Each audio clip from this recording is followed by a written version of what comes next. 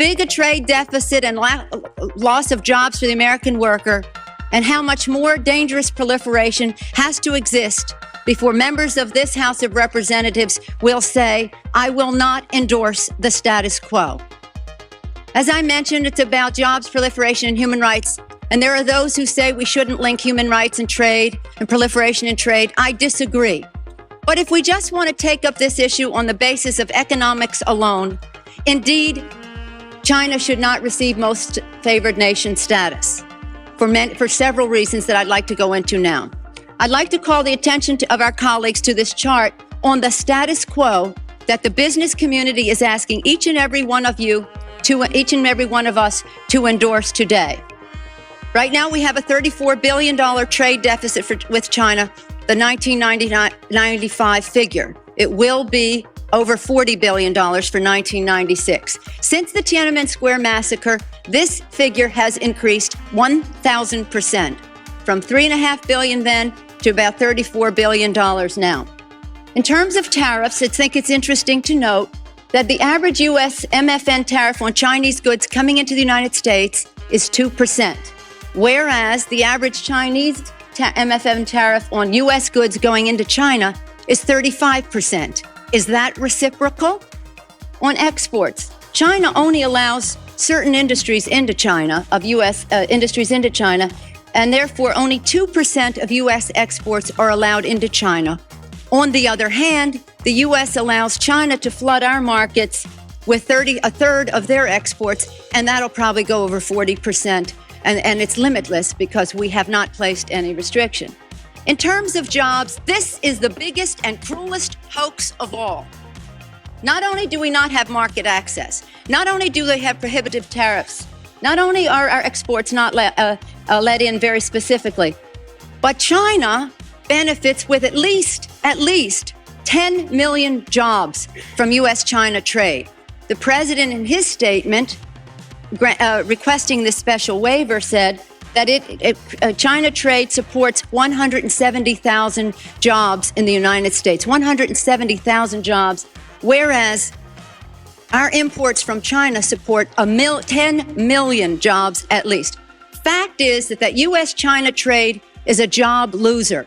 And one of the reasons that it is because first let me just make another point, and that is that our colleagues on the other side of this issue will say the trade with China, exports to China have increased 3 times in the last 10 years. They have. But they fail to mention that imports from China have increased 11 times, thereby leading to this huge trade deficit. The other issue, in addition, if intellectual property is a $2 billion, $3 billion loss, technology transfer is in the hundreds of billions of dollars. If you want to sell to China, your products into China, the Chinese insist that you open a factory there. They misappropriate your technology, open factories of their own, and then say to you, now we want to see your plan for export. That's as simply as I can say it briefly. But the fact is, this isn't about products made in America. The Chinese want American products that are made in China.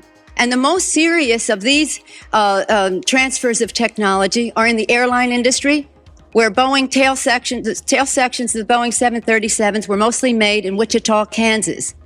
Now they are made in Shen province, where workers make $50 a month. And the transfer of the technology and the transfer of the jobs has taken place.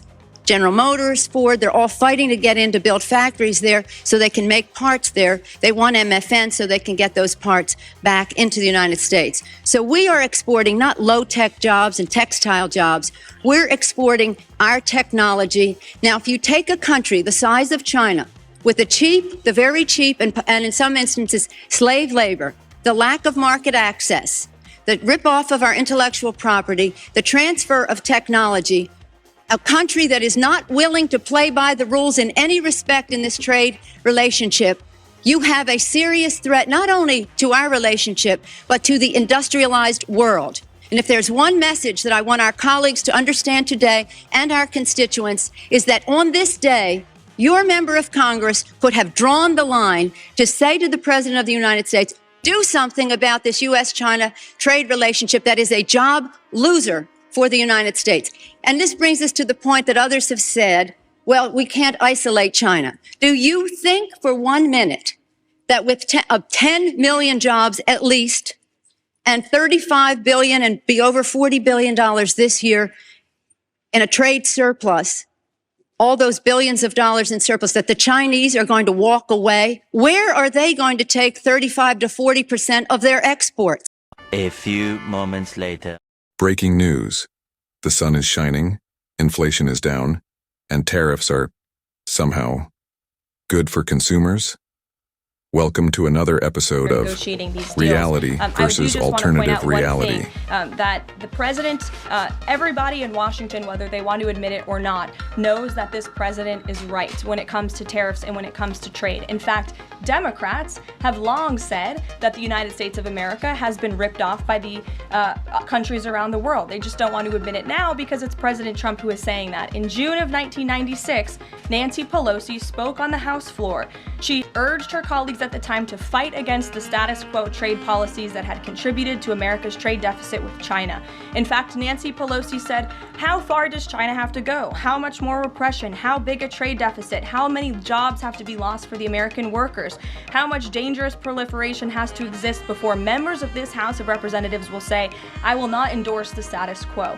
Those are the words of Nancy Pelosi in 1996. Well, President Trump is finally answering her call 27 years later. Nancy Pelosi can thank President Trump today for the 104% retaliatory tariff that will be going into effect on China.